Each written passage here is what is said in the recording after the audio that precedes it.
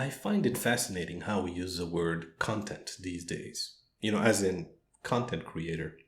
Usually it's uttered with pride. Young kids, at school, they say they want to become content creators when they grow up.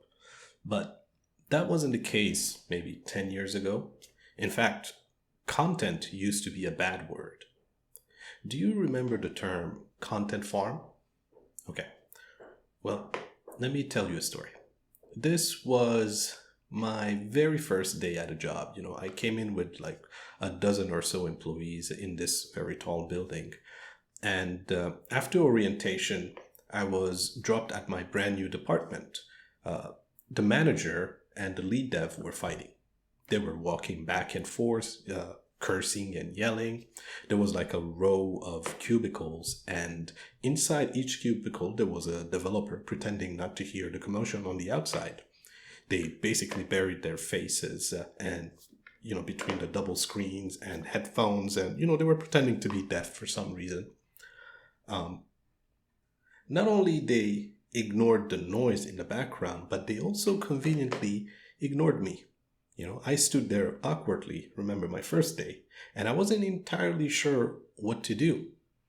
That was until the manager walked towards me and just found me in his path. And, first day, so I said, "Hi, I think I'm supposed to work in this department. I'm the new guy." And I introduced myself. I basically gave him my hand for a handshake.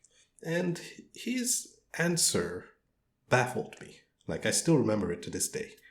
He literally just said, "No shit." And he said, "Hey, Joe, here's the new guy." And that was it.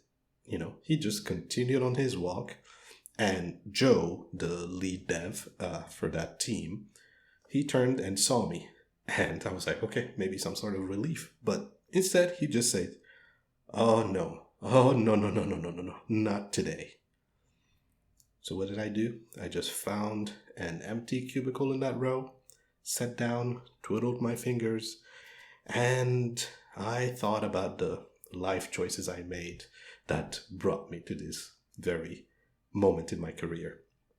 And if you're wondering why there was this hostility, well, it's not like I committed any crimes, I was scot-free.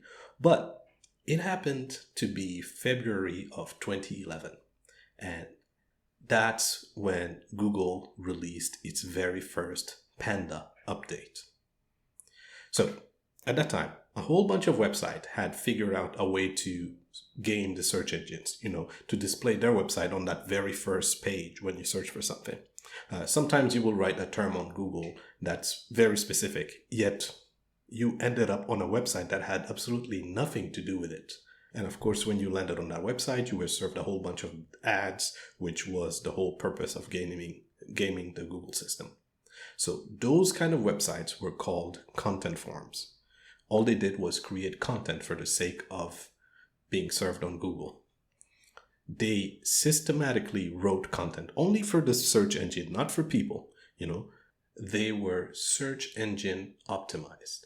And that company where I was just hired to work was a content farm, so to say. Well, it wasn't their main business, but it was a key part of their strategy to promote their own business. So at that time, content was a bad word. And everyone was trying to find a way to get rid of it. So it's February 2011, right when I was hired, Google made that very first update to penalize these type of website. And that's what I was witnessing on my first day.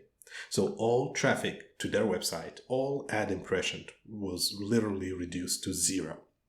From a business perspective, that was a complete nightmare. The department was losing money. The manager and the lead dev were thinking about job security, their 401ks.